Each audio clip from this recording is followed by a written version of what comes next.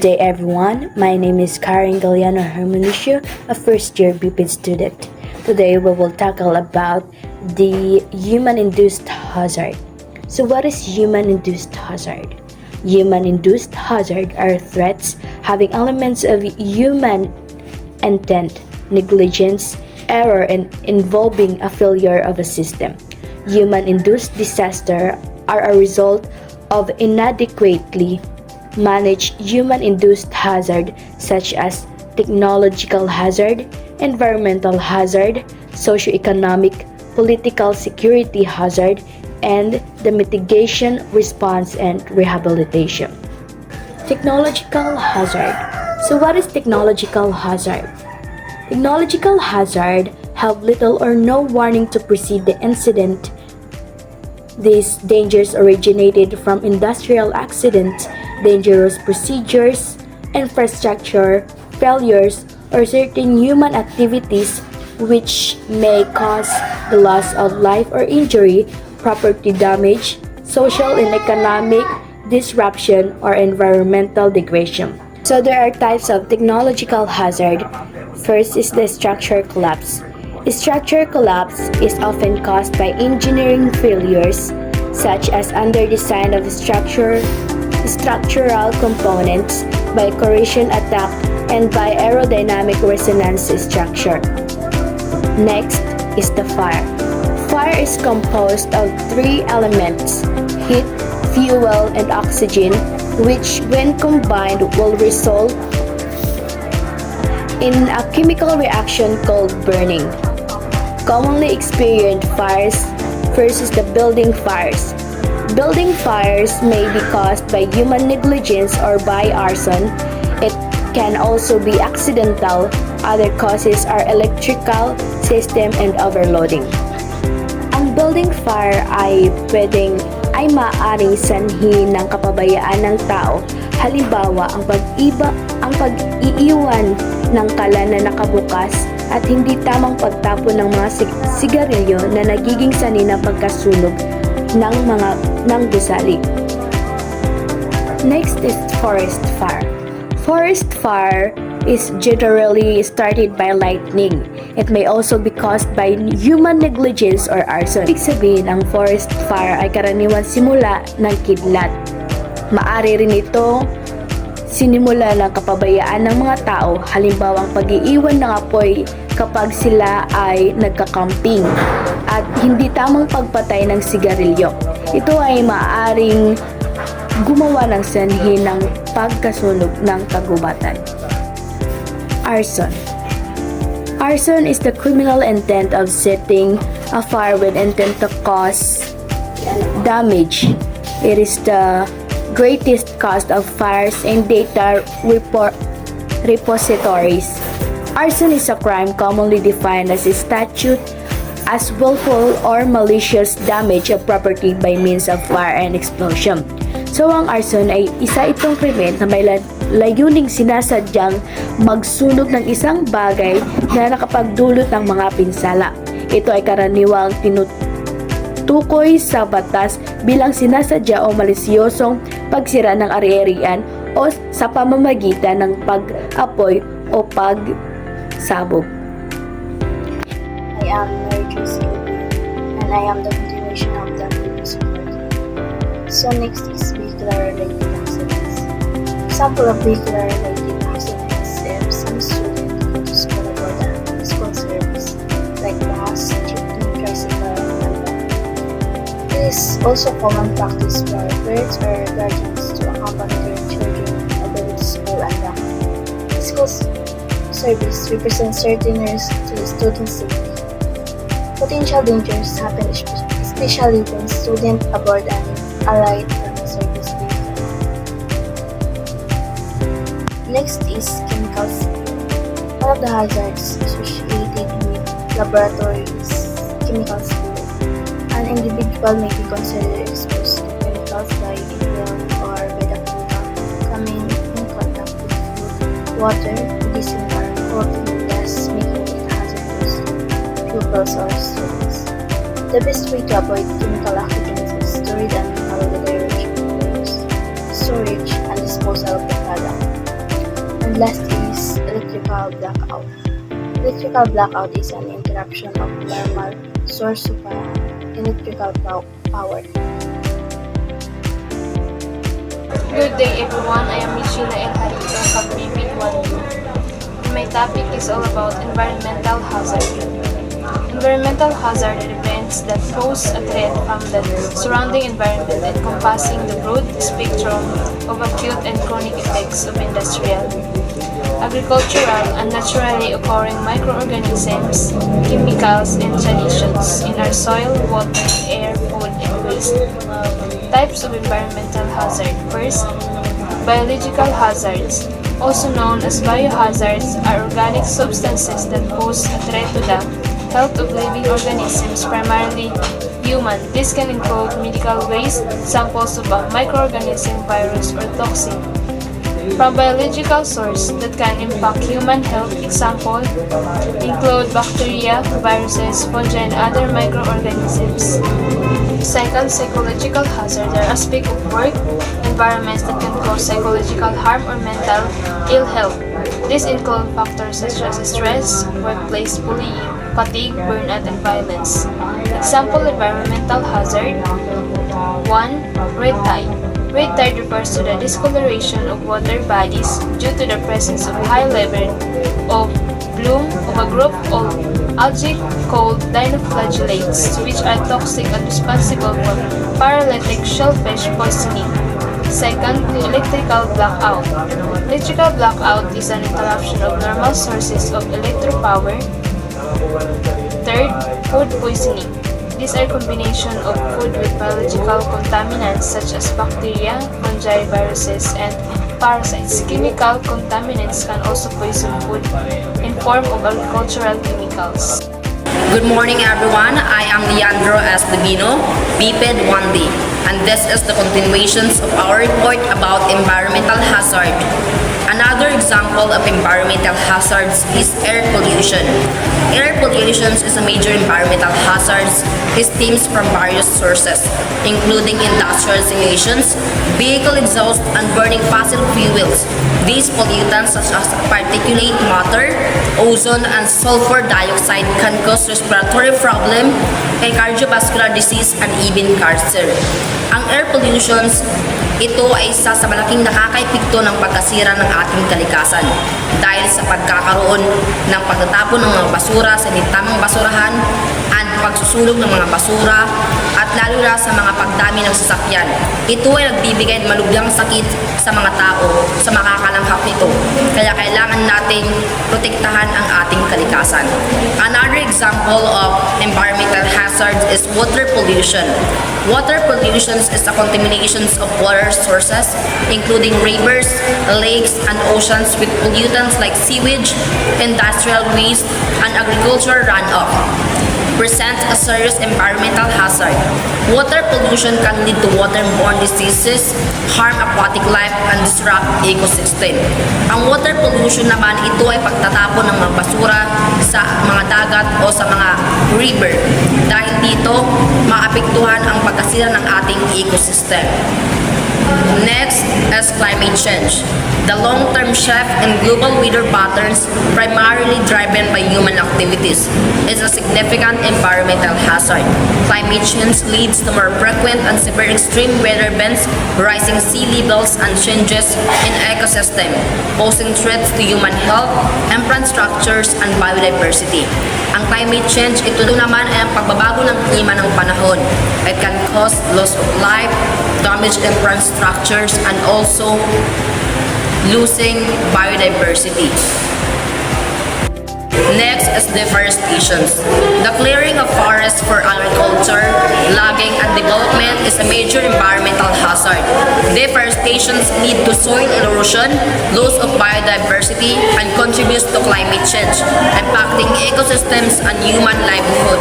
Deforestation ito naman ay ang pagpuputol ng mga puno na nakakapekto sa pagkasira ng ating kalikasan. Next is noise pollution. Excessive noise from traffic, constructions, and industrial activities can cause hearing loss, stress, and sleep disturbance, negatively impacting human health and well-being. Good day everyone, my name is Randy Perez Longaria and I will be discussing my topic about socio-economic hazard. The socio-economic hazard stem from the unequal distribution of resource, opportunity, and power within a society. Example, the interaction between the social and economic habits of group of people. Socio-economic hazard. Often times they are brought about by difference in ideologies, ethnicities, and religions. Four types of social factors. Number one, religion play a significant role in shaping social norms, values, and benefit. For example, religious teaching often influence societal expectation around behavior like honesty, generosity, and respect for others. Ethnicity encompasses shared cultural tradition, language, and heritage which can influence social interaction and group dynamic. Family condition including socioeconomic status, parental education, and family size can significantly impact social opportunity and life trajectories. Depression and other social and mental disorder. Mental health disorder, including depression, can have profound social consequences. They can affect an individual's ability to engage in social activity, maintain relationship, and contribute to society. Good day, everyone. I am Rosan Escamate, a BP1D student, and I am here to discuss the continuation of the report about mitigation, response, and rehabilitation of human-induced hazards. The next one is fire. How to mitigate a fire? First, develop a school preparedness plan. Develop building evacuation plans for each building. Post evacuation plans in strategic locations. Install fire extinguisher and alarms. Educate by means of demonstration to teachers and students on the proper use of the fire extinguisher. Maintain proper signage for fire exits. Clear and free fire exits from obstruction. Ensure the building. Check regularly on the security guards and watchmen. Make sure that the public address system are loud, clear, and functional. Assess the professional firemen in their fire prevention and suppression drill program. Fire brigade members. Conduct regular inspections and safety checks on electrical outlets.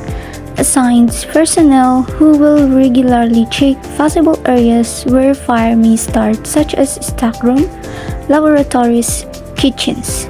Maintain a fire safety plan and an education program to preserve the school to protect the students from fire.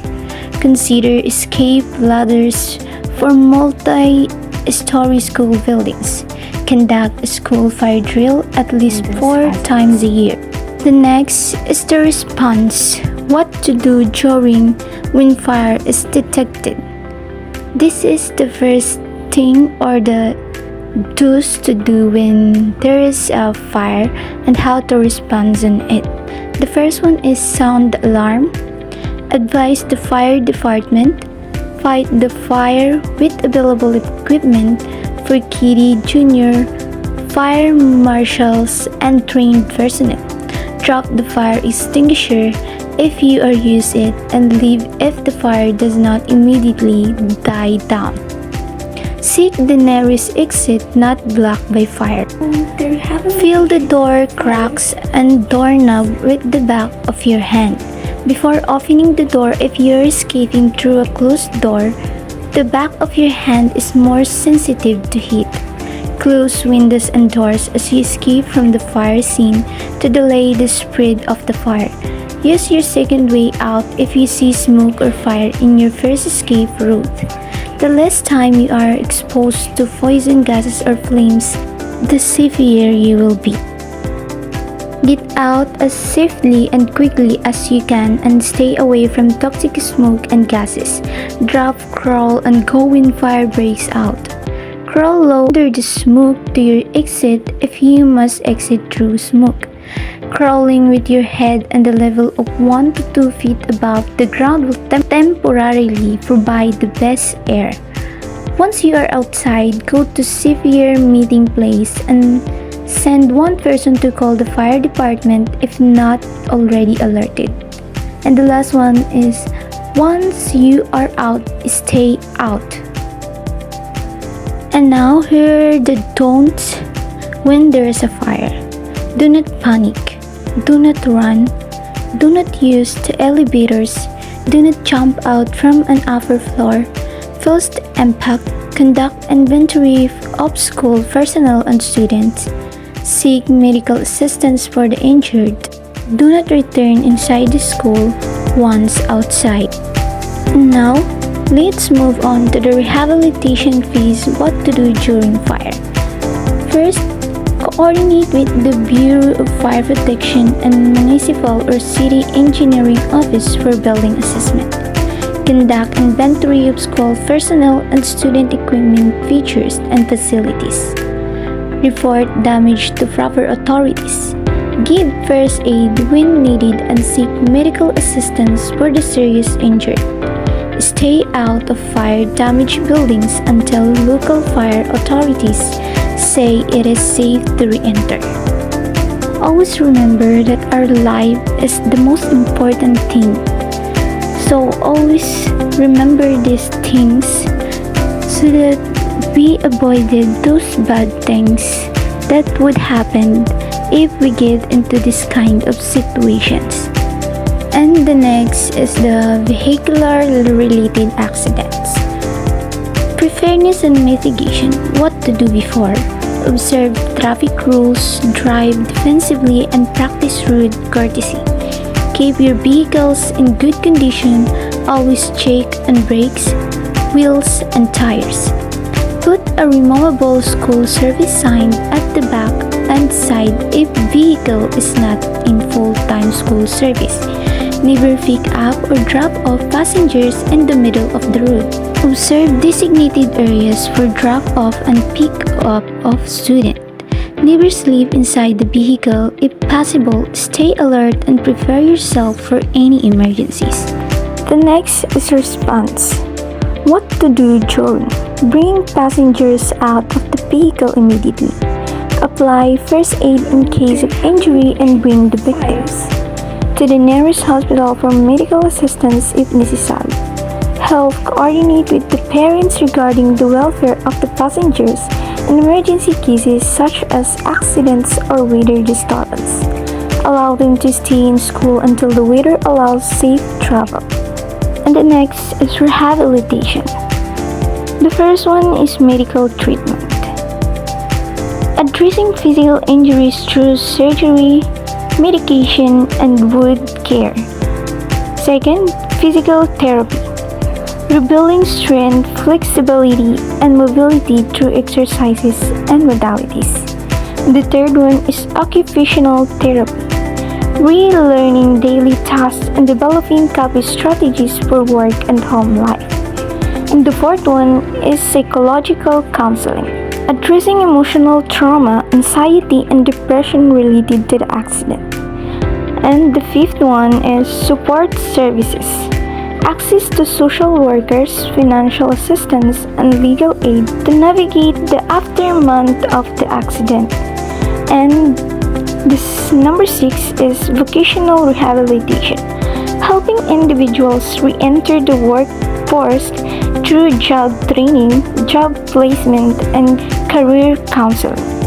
The next one is water pollution, preparedness and mitigation. What to do before. Educate on the proper disposal of waste, human and chemical. Kasi, karamihan sa mga tao ngayon, kung saan-saan na lang nagtatapon ng kanilang mga basura without knowing na nakaka-apekto yun sa environment natin. And the second one is implement marine environmental law. So, for me, it's needed to implement kasi para natututo yung mga tao na hindi na lang basta-basta sinisira yung kalikasan natin. Dapat matuto sila sa mga pagkakamali na ginagawa nila. The next one is response. What to do during? Clean up coastal areas, boil water for consumption, provide warning signs or fosters and affected areas. And the third one is rehabilitation phase. What to do after? Seek medical assistance for waterborne disease casualties. The last one is air pollution. Mitigation. Reduce emission from stationary sources. This includes power plants, factories, and other industrial facilities. Switching to clear fuels. Replacing coal with natural gas or renewable energy sources. Improving energy efficiency. Reducing energy consumption through better technology and practices. Installing pollution control technologies.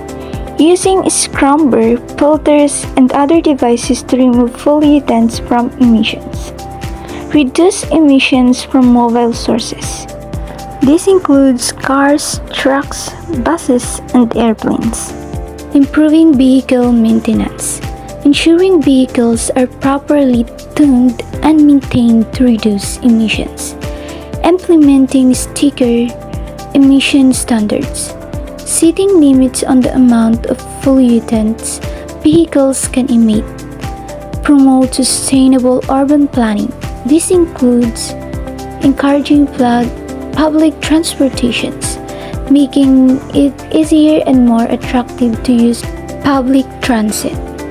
Developing walkable and bikeable communities.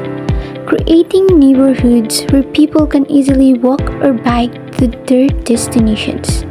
Reducing traffic congestion. Implementing strategies to reduce traffic jams which can contribute to air pollution. Response. Implement air quality monitoring.